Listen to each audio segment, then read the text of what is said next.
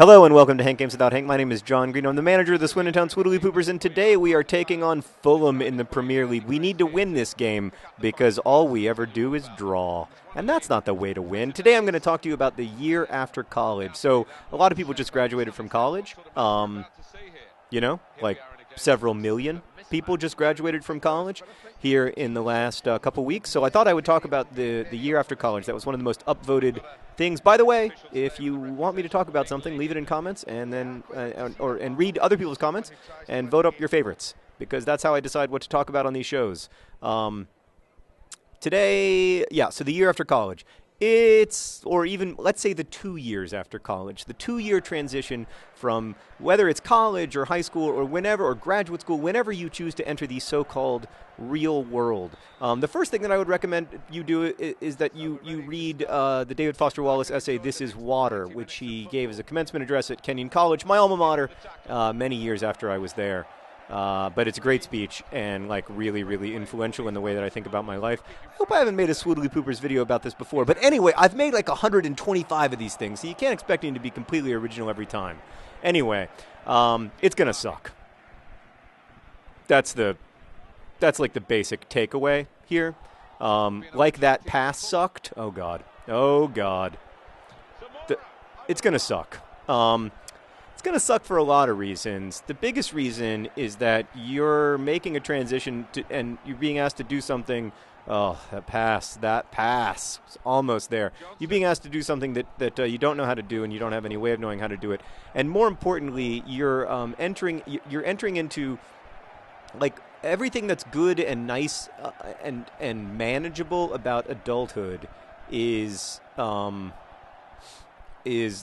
are the parts of adulthood that you're probably not going to have in the year after you graduate from college. Listen, guys, I'm going to be frank with you. I'm about to sneeze.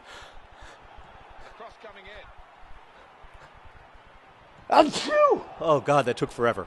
I think I would have scored if I hadn't had to sneeze, but, that's part of the game. Sneezing is part of the game when you are a semi-professional video game player like myself. You just have to learn. You have to learn to play through the sneezes.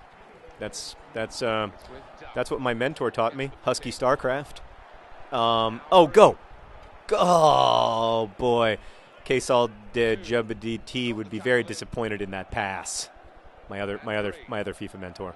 Oh, ball John Green, trying to dribble through everybody like you have skill moves. You ain't got no skill moves.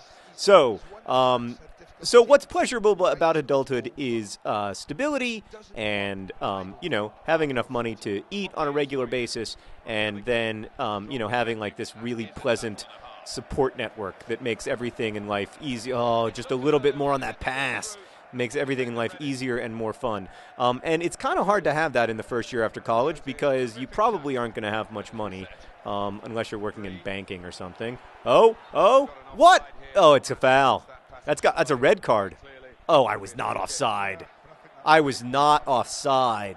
Once again, the side judge, the line judge, whatever his name is, he did a terrible call. Despicable. Oh, God.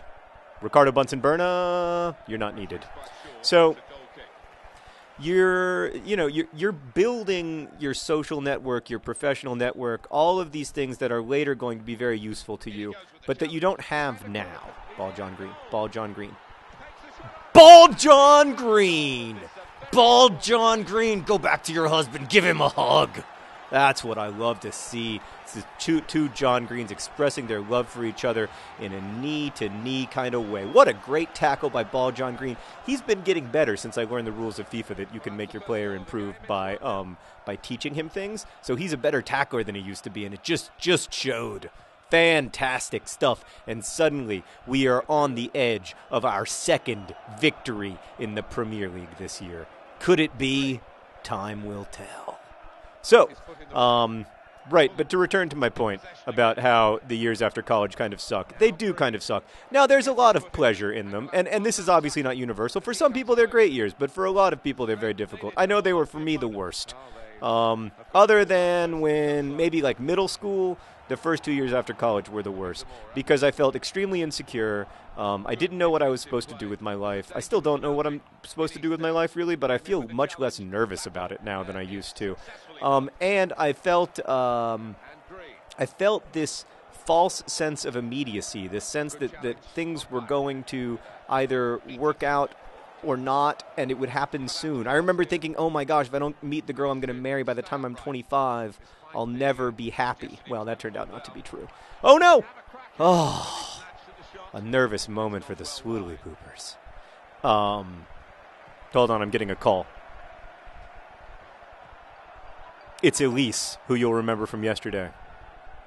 Hello, Elise. I'm recording a Swoodly Poopers episode. Oh my, if I give up this goal, you're responsible! I didn't. It's okay. It's okay. Don't worry. Ricardo Bunsen-Burnham made a heroic save. I am recording, yes. But I'll call you later. All right, bye.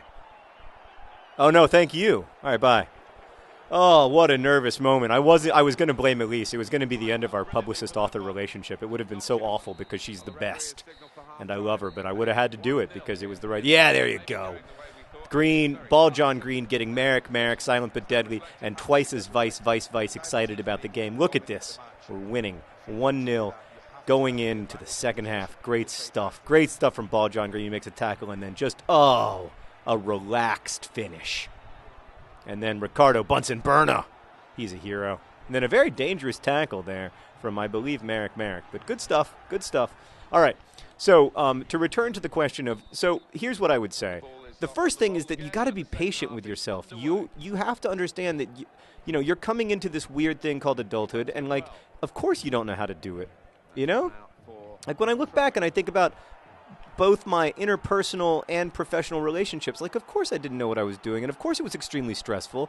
I was doing something for the first time, and you know, that was a pretty good shot actually. It's hard to do something. It's hard to do something well when it's new. And so the first thing that I would say is that you really have to be patient with yourself. Also, you're at the, in a lot of cases professionally, you're either in this job market, struggling to find work at all, or certainly struggling to find fulfilling work. And then even if you have like the quote unquote, like entry level dream job, you're still probably getting knocked around a little bit by people who are a lot more experienced than you and have very high expectations for your work, and you're worried about getting fired and like everything else. So just be nice to yourself. I know I give that advice a lot, but I think it's kind of underappreciated. If you call a foul on me there, referee, I'm going to pants you. It's an empty threat. I can't pants you. I can't get inside the game. No goal. Great job by the wall. Ball John Green is so tall. He just blocked it with his big, beautiful head. Then Leslie Pettinari was, go Leslie. Go. Oh, should have gone to the corner there, big guy. So that would be my first piece of advice. My second piece of advice is to try to build that social network that is going to be sustainable.